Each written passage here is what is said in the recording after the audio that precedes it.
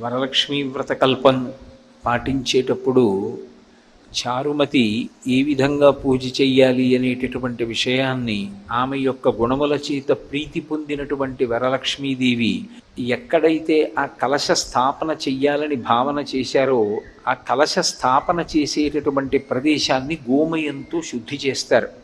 ఎందుచేత అంటే భూమి పవిత్రం కావాలి అంటే దానికి ఏకైక సాధనం ఏది అంటే ఒక్క గోమయంతో మాత్రమే శుద్ధి చెయ్యగలుగుతాం. ప్రపంచంలో 84 లక్షల జీవరాశులున్నాయి అని వేదం చెప్తోంది. 84 లక్షల జీవరాశులలో అన్నిటి యొక్క మలమూత్రములు దుర్వాసనతో కూడుకుని ఉంటాయి.